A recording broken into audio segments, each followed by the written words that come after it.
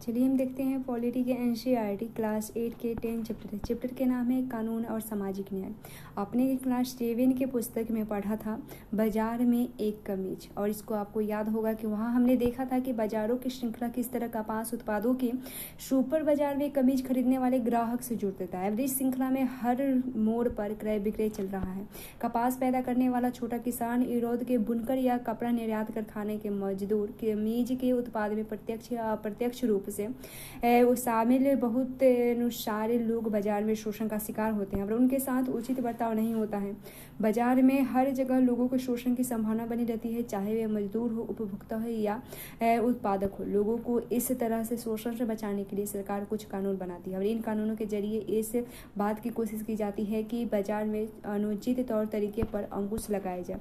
आइए बाजार की एक आम स्थिति को देखें जिसमें कानून बहुत मायने रखता है। मसला मजदूरों को मेहनताना का है और निजी कंपनियां, ठेकेदार, कारोबार लोग आमतौर पर ज़्यादा से ज़्यादा मुनाफा कमाने की कोशिश करते हैं। मुनाफे की चाह में कई बार वे मजदूरों को उनका हक नहीं देते हैं और कई बार तो उनका मेहनताना तक नहीं देते हैं।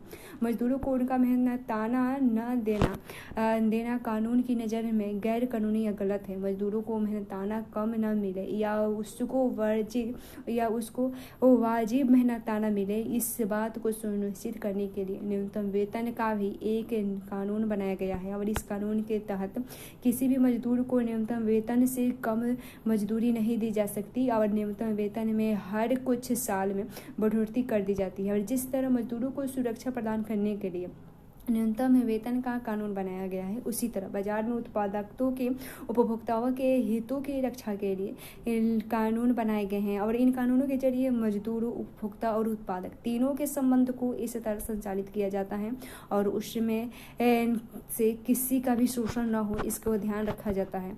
एक तस्वीर है अहमदाबाद के एक कपड़ा मिल में काम करते मजदूर है और बिजली से चल रहे कर्गों के साथ बढ़ती प्रतिस्पर्धा के कारण 1980 और 1990 के दशक में ज़्यादातर कपड़ा मिल बंद हो गए थे और पावर मूल बिजली से चलने वाले कर्गों को कहते हैं और यह 4 से 6 कार्गो की छोटी इकाई है। इन कर्गों के मालिक खुद उन पर काम करते हैं और परिवारों के लोगों के साथ बाहर और श्रमिकों को भी काम में लगाए हैं और यह जानी हुई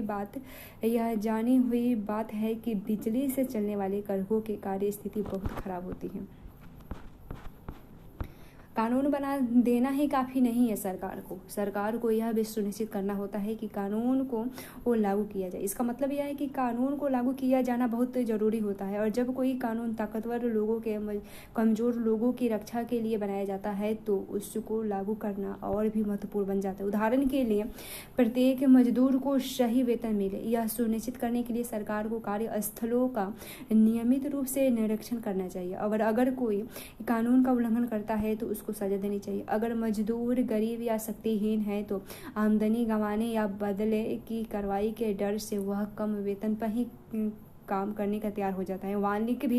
मालिक भी इस बात को अच्छी तरह समझते हैं और वे अपनी ताकत का इस्तेमाल करते हैं ताकि मजदूरों से कम पैसे में काम कराया जा सके। अब ऐसी सूरत में यह बहुत जरूरी होती है कि संबंधित कानून को अच्छी तरह लागू किया जाए। इस कानूनों को बनाने, लागू करने और कायम रखने के लिए सरकार व्यक्तियों या निजी कंपनियों की गतिविधियों को नियंत्रित कर सकती है ताकि सामाजिक न्याय सुनिश्चित किया जा सके और इसमें से बहुत सारे कानून का जन्म भारतीय संविधान में दिए गए मौलिक अधिकारों से हुआ है। उदाहरण के लिए शोषण से मुक्ति का अधिकार का अर्थ है किसी व्यक्ति को भी कम मेहनताना पर काम कराने या बंधुआ मजदूरी के तौर पर काम कराने के लिए मजबूर किया जा सकता है। और संविधान में यह भी कहा गया है कि मजबूर नहीं किया जा सकता है, ये अपराध है।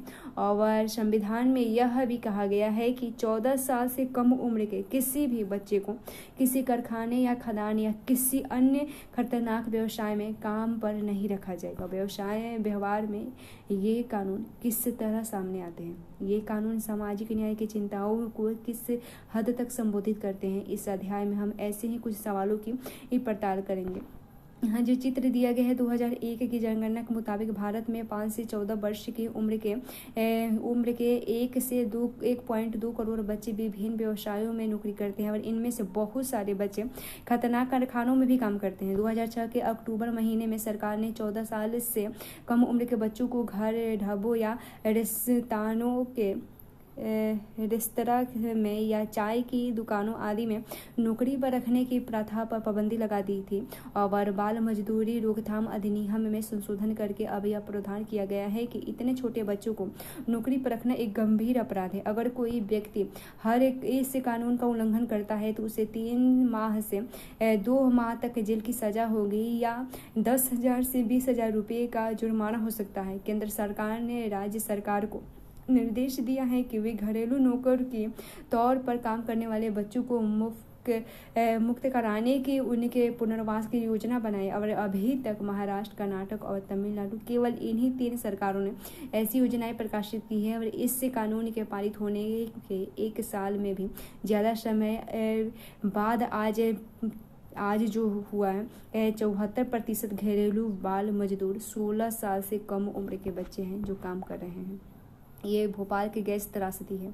24 साल पहले भोपाल में दुनिया की सबसे भीषण औद्योगिक त्रासदी हुई। भोपाल में यूनियन कार्बाइड नामक अमेरिकी कंपनी का कारखाना था जिसमें कीटनाशक बनाए जाते थे। अब 2 दिसंबर 1984 की रात में 2 बजे यूनियन कार्बाइड के इसी संयंत्र के मिथाइन मिक यानी आइसोसाइनाइड गैस रिसने लगे और यह बेहतर जहरीली गैस होती है और यह दुर्घटना की पेट में आने वाले अजीज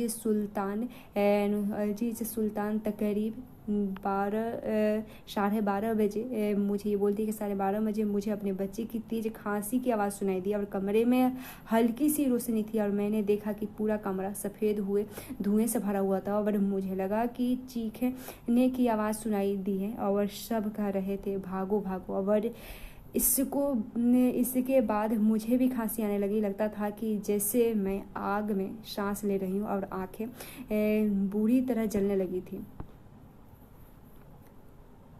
जहरीली गैस संपर्क के आने वाले ज़्यादातर लोग गरीब कामकाजी परिवार के लोग थे और उनमें से लगभग 50,000 लोग आज भी इतने बीमार हैं कि कुछ काम नहीं कर सकते हैं। और जो लोग इस गैस के असर में आने के बावजूद जिंदा रह गए उनमें से बहुत सारे लोग गंभीर स्वास्थ्य विकारों, आँख की बीमारियों और अन्य समस्याओं से पीड़ित हैं और बच्चों में अजीब गरीब विकृतियाँ पैदा हो रही है। और इस चित्र में दिखाए गए रही लड़की इस बात का उदाहरण है यहाँ पे।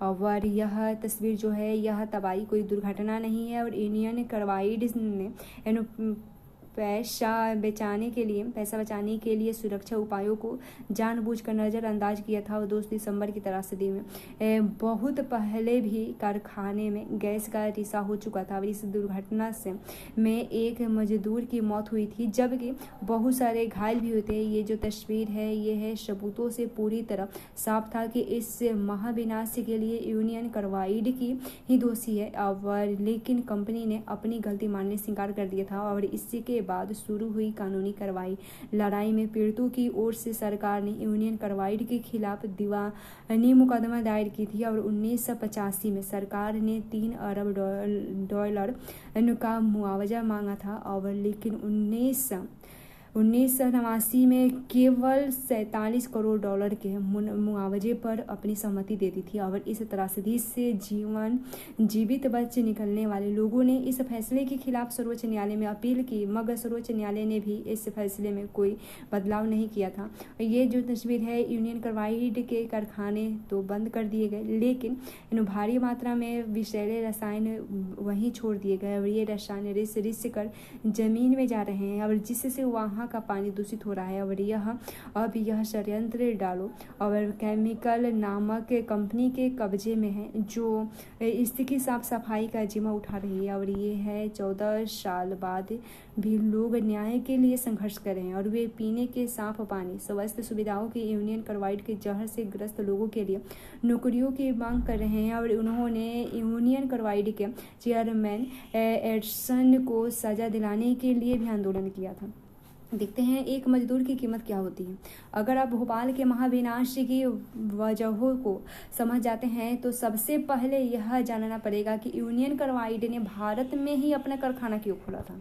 विदेशी कंपनियों के भारत आने का एक कारण यहाँ का सस्ता श्रम है। अगर ये कंपनियां अमेरिका या किसी भी विकसित देश में काम कर रहे हैं तो उन्हें भारत जैसे गरीब देशों के मजदूरों के मुकाबले वहाँ मजदूरों के ज़्यादा वेतन देना पड़ेगा। भारत में न केवल वे कम कीमत पर काम करवा सकती है बल्कि वहाँ के मजदूर ज़्यादा घंटों तक भी काम कर सकते हैं यहाँ के। और यहाँ मजदूरों के लिए आवास जैसी दूसरी चीज़ों पर भी खर्च की ज़्यादा ज़रूरत नहीं होती है। इस तरह ये कंपनियाँ यहाँ कम लागत पर ज़्यादा मुनाफा कमा लेती है। और लागत में कटौती के तरीके इससे खतरनाक भी हो सकती है। लागत में कमी लाने के लिए सुरक्षा उपायों की अक्सर अनदेखी की जा सकती है। यूनियन कार्बाइड के कारखाने में एक भी सुरक्षा उपकरण या तो सही ढंग से काम नहीं आ रहा था और या उनकी संख्या में कमी। 1980 से 1984 के बीच मेक संयंत्र के कामगारों के दल की संख्या 12 से घटाकर 6 कर चुकी है और मजदूरों के लिए सुरक्षा प्रशिक्षण की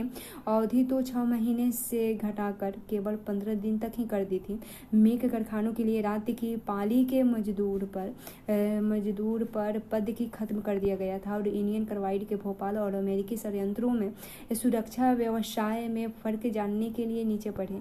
पश्चिमी वर्जीनिया यानी अमेरिका में एक कंप्यूटरीकृत चेतावनी और निगरानी व्यवस्था मौजूद थी। भोपाल के यूनियन कार्बाइड कारखाने में गैस के रिसाव के लिए केवल मजदूरों के अंदाजे के सहारे काम चलाया जाता था और पश्चिम वर्जीनिया में खतरा पैदा होने पर लोगों को सुरक्षित स्थलों पर ले जाने की व्यवस्था मौजूद थी, जबकि भोपाल में ऐसा कुछ नहीं था। अलग अलग देश के बीच सुरक्षा मानकों में इतने भारी फर्क क्यों है? यह दुर्घटना हो जाने पर पीड़ित को इतना मामूली मुआवजा क्यों दिया जा रहा है?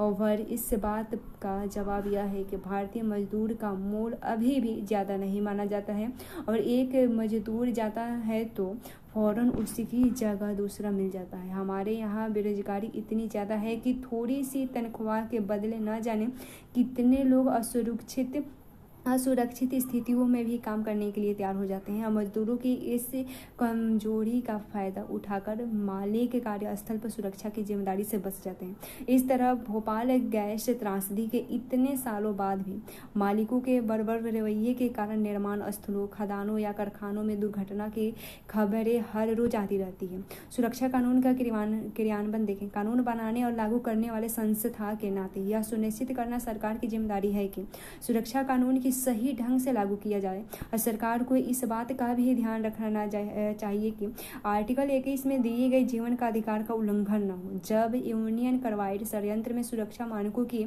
इस तरह खुलेआम अवहेलना हो रही थी तो सरकार क्या कर रही थी? पहली बात, भारत में सुरक्षा कानून ढीले हैं और दूसरा, उन कमजोर सुरक्षा कानूनों को भी ठीक से लागू नहीं किया जा रहा था और सरकारी अफसर इस कारखाने को खतरनाक कारखाने की श्रेणी में रखने को तैयार नहीं थी और इस कारखाने को घनी आबादी वाले इलाके में खोलने पर उन्होंने कोई एतराज़ नहीं जताई थी। और जब भोपाल के कुछ नगर निगम अधिकारियों ने इस पर उंगली उठाई तो 1978 के में मेक उत्पाद कारखाने की स्थापना सुरक्षा मानकों के खिलाफ थी। तो सरकार का कहना था कि प्रदेश को भोपाल के संयंत्र में लगातार निवेश चाहिए ताकि रोजगार मिल रहे और सरकार की राय में यूनियन कार्बाइड से इस बात की मांग करना असंभव था कि वह साफ सुथरी तकनीकी या ज़्यादा सुरक्षित प्रक्रियाओं को अपनाए। सरकारी निरीक्षण कारखाने में अपनाई जा रही दोषपूर्ण प्रक्रियाओं को बार बार मंजूरी देते हैं। जब कारखाने में बार बार गैस का रिसाव होने लगता है और सबको यह बात समझ में आ चुकी थी कि कहीं कुछ भारी गड़बड़ी चल रही है, तब भी निरीक्षणों के कान पर जूत तक नहीं रेंगी थी और कानून बनाने और उनको लागू करवाने वाले संस्थाओं के लिए यह रवैया सही नहीं थी। लोगों के हितों की रक्षा करने की बजाय सरकार और निजी कंपनी दोनों की ही उनकी सुरक्षा को नज़रअंदाज कर दी जा रही थी और यह हरगिज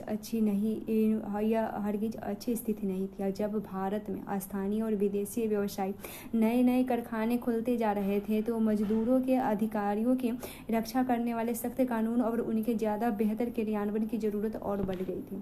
उसके बाद देखिए पर्यावरण की सुरक्षा के लिए एक कानून देखें।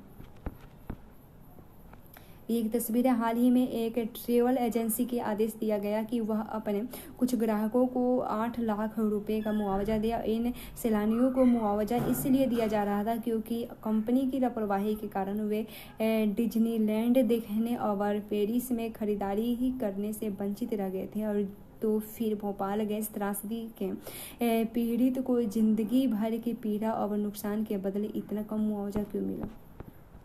देखते हैं पर्यावरण की रक्षा के लिए नए कानून देखें तो 1984 में हमारे पास पर्यावरण की रक्षा के लिए बहुत कम कानून थे और इस कानून को लागू करने की व्यवस्था तो और भी कमजोर थी। पर्यावरण को एक मुफ्त चीज माना जाता था और किसी भी उद्योग को हवा पानी में प्रदूषण छोड़ने की खुली छूट मिल चुकी थी, चाहे वो नदियाँ हो, हवा हो या भूमिगत पानी हो। पर्यावरण दूषित हो रहा था और लोगों की सेहत के साथ खिलवाड़ किया जा रहा था। ढीले सुरक्षा मानकों से न केवल इंडियन कार्बाइड को फायदा मिला बल्कि उसे प्रदूषण से निपटने के लिए पैसे भी खर्च नहीं करना पड़ा। अमेरिका में यही कंपनी इस जिम्मेदारी से नहीं बच सकती थी।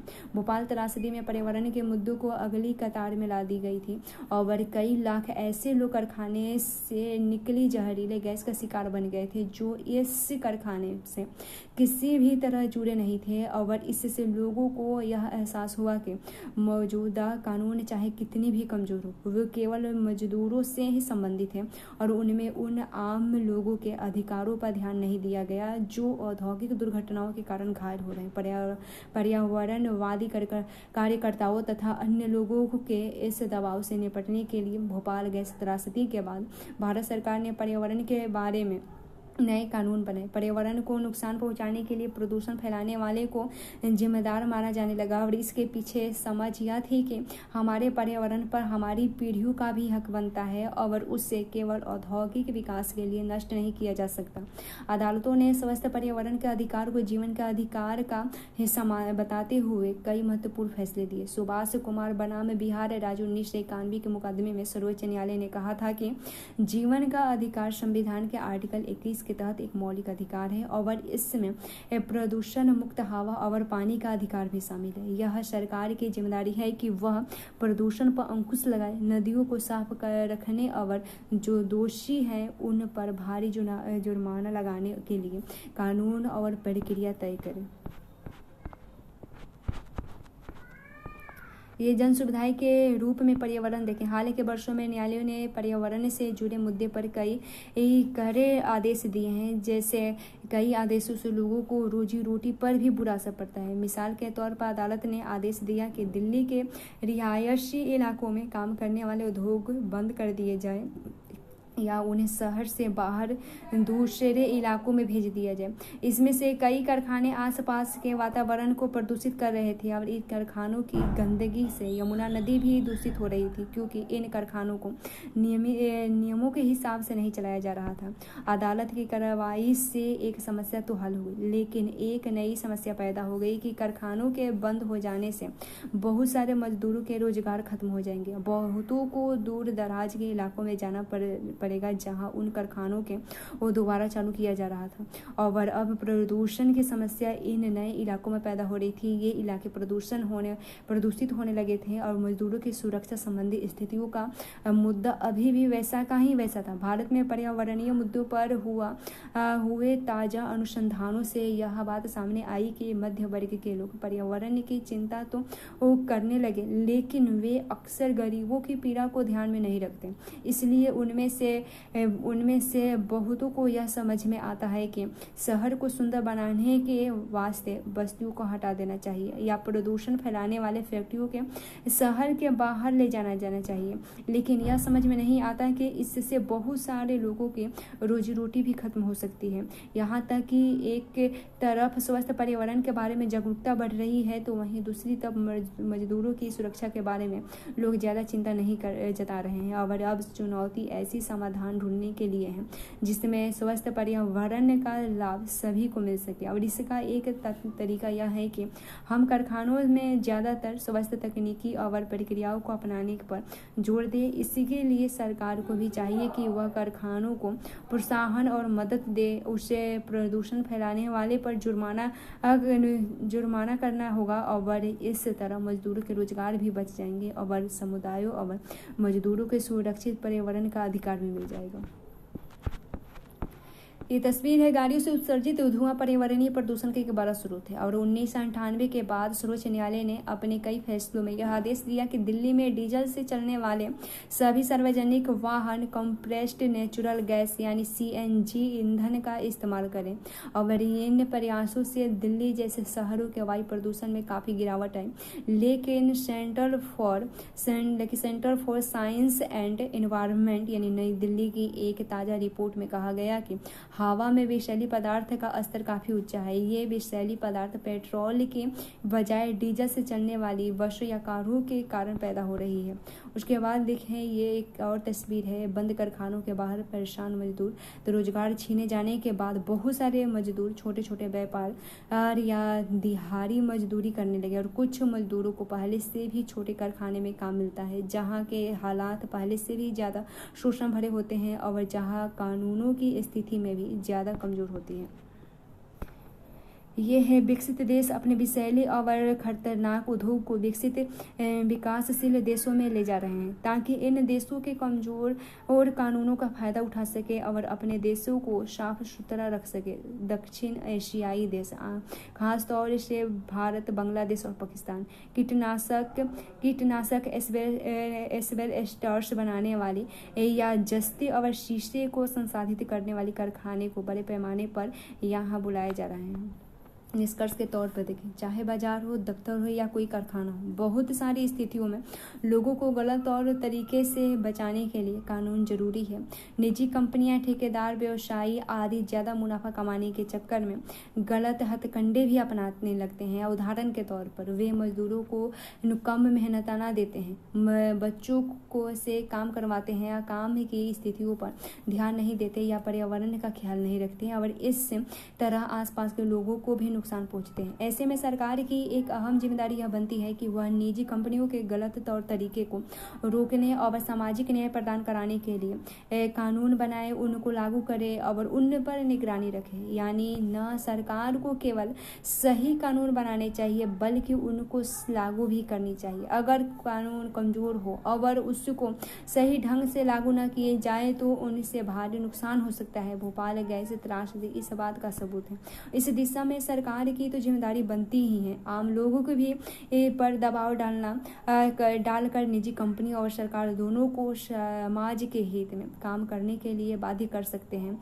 और जैसे कि हमने पहले देखा, पर्यावरण एक ऐसा विषय है जहां लोगों ने जनहित के लिए दबाव डाला और न्यायालयों में से स्वस्थ पर्यावरण के अधिकारों को मौलिक अधिकार के रूप में जीवन का अभिन्न अंग माना। और इस अध्याय में हम में से इस बात पर जोर दिया गया कि लोगों को इस बात के लिए आवाज़ उठानी चाहिए कि स्वस्थ पर्यावरण की सुविधा सबको मिले। और इसी तरह मजदूर अधिकारी यानी काम का अधिकार, सही मेहनतना अवसर, मानवोचित कार्य स्थितियों का अधिकार के क्षेत्र में भी अभी हालात काफ़ी ख़राब है और लोगों के इस बात के लिए आवाज़ उठानी चाहिए कि कामगारों के अधिकारों की रक्षा के लिए सख्त कानून बनाए जाए ताकि सबको जीवन का अधिकार मिले।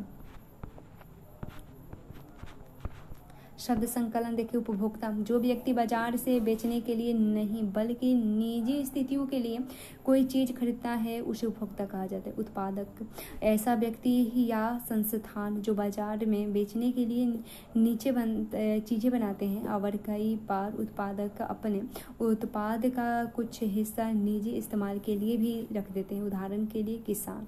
उसके बाद निवेश देखें, भविष्य में उत्पादन बढ़ाने या सुधारने के लिए नई मशीनरी या इमारत या प्रशिक्षण पर होने वाला फैसला है। उसके बाद मजदूरों के यूनियन देखें। मजदूरों का संगठन आमतौर पर मजदूर यूनियनों, कारखाने और दफ्तरों में दिखाई देते हैं, लेकिन अन्य किस्म के मजदूरों को भी यूनियन हो सकते हैं, जैसे घरेलू नौकरियों की यूनियन। यूनियन के नेता अपने सदस्यों की ओर से मालिकों के साथ सौदेबाजी और बातचीत करते हैं। मजदूर यूनियन वेतन, श्रम नियमावली, नियुक्ति, उसके बाद बर्खास्तगी और पदोन्नति से संबंधित नियमों, लाभों और कार्य स्थल सुरक्षा आदि मुद्दों पर काम कर रही है। यह है कि एक जीवित आदेश के रूप में संविधान। जीवन का अधिकार एक मौलिक अधिकार है। संविधान के माध्यम से यह अधिकार देश के सभी नागरिकों को मिला हुआ है। जैसे कि आपने इस किताब में पढ़ा, आम नागरिकों से इस संविधान यानी संविधान के आर्टिकल 21 का विभिन्न संदर्भों में इस्तेमाल किया गया। नागरिक के इस प्रयासों में से यह अधिकार और समर्थक और व्यापक हो गया है। और उदाहरण के लिए आपने पढ़ा कि किस तरह हाकिम शेख ने स्वास्थ्य के अधिकार को जीवन के अधिकार का अभिन्न अंग साबित किया, और इसी तरह मुंबई के झुग्गीवासियों की कोशिशों से रोजगार के अधिकार को जीवन के अधिकार का हिस्सा माना गया। और इसी अध्याय में आपने यह भी पढ़ा कि किस तरह न्यायालय में प्रदूषण मुक्त पानी एवं हवा के अधिकार को जीवन के अधिकार का हिस्सा बताया गया। और इसके अलावा शिक्षा और आवास के अधिकार को भी अदालतों में जीवन के अधिकार का हिस्सा बताया गया। जीवन के अधिकार की यह विस्तृत व्याख्या आम नागरिकों के प्रयासों का नतीजा है। जब भी नागरिकों को ऐसा लगता है कि उनके मौलिक अधिकारों का उल्लंघन हो रहा है तो वे अदालत में जाकर न्याय मांगते हैं। जैसे कि आपने इस पुस्तक में कई जगह पढ़ा है कि उन्हीं मौलिक अधिकारों ने नए कानून बनाने और खास तरह की नीतियों को लागू करने के में भी मदद करती है। और ये सब कानून इसलिए संभव हुआ है कि हमारे संविधान में कुछ खास नियम है जो भारत के सभी नागरिकों को प्रतिष्ठित और स्वाभिमान की रक्षा करता है। और मौलिक अधिकार तथा कानून के शासन से संबंधित विभिन्न प्रावधानों में से इस बात की व्याख्या की जाती है। इन उदाहरणों से स्पष्ट होता है कि हमारा संविधान काफी लचीला भी है। इसी आधार पर संविधान द्वारा दिए गए प्रतिष्ठा और न्याय के विचार में नए सीधे सिर से उभर कर आने वाली मुद्दे की सूची का समावेशन किया जाना चाहिए। और इस लचीलेपन के कारण संविधान के प्रावधानों की नई व्याख्या की जा सकती है। इस आधार पर संविधान को एक जीवन दस्तावेज माना गया है। और स्वास्थ्य का अधिकार या आवास का अधिकार आदि ऐसे मुद्दे भी है जो 1949 में संविधान सभा के सदस्यों द्वारा पेश किए गए संविधान में लिखित तौर पर मौजूद नहीं थे, लेकिन भावना के स्तर पर यह निश्चित रूप से मौजूद थे। इसका मतलब यह है कि संविधान में ऐसे लोकतांत्रिक आदर्श पर उस समय भी मौजूद थे जिनके जरिए लोग राजनीतिक प्रक्रिया का इस्तेमाल करके यह सुनिश्चित कर सकते थे कि आम नागरिक की जिम्मेदारी में ये आदर्श हकीकत का एक रूप ले। और जैसे कि आप पुस्तक के अध्यायों में चर्चा की गई है कि संवैधानिक आदर्शों को यथार्थ रूप देने के लिए काफ़ी कुछ किया जा सकता है। और दूसरी ओर उन्हीं अध्यायों में यह भी बताया गया है कि अभी बहुत कुछ होना बाकी है। देश के विभिन्न भागों में जनता द्वारा किए जा रहे विभिन्न संघर्ष बार बार इस बात को याद दिलाती है कि समाज के ज़्यादातर लोगों की जिंदगी में समानता, प्रतिष्ठा और स्वाभिमान जैसे सवाल अभी भी मौजूद है। जैसे कि क्लास 7 के पुस्तक में आपने पढ़ा था, मीडिया अभी एक संघर्ष पर अक्सर ध्यान नहीं देती है, लेकिन इसका मतलब यह नहीं है कि इन आंदोलनों पर ध्यान नहीं दिया जाना चाहिए। और इस पुस्तक में विभिन्न अध्यायों में यह समझने की चेष्टा की गई है कि संविधान में कौन से लोकतांत्रिक आदर्श दिए गए हैं और उनसे लोगों के दैनिक जीवन पर किस तरह असर पड़ रहा है। इसके पीछे हमारा मकसद आपको ऐसे साधन मुहैया कराना है जिससे कि हमारे पास जिनके सहारे आप अपने आसपास की दुनिया को वो समझने बूझने का प्रयास कर सके और सुविधा द्वारा बताए गए रास्ते पर चलते हुए उसे हिस्सा ले सकें।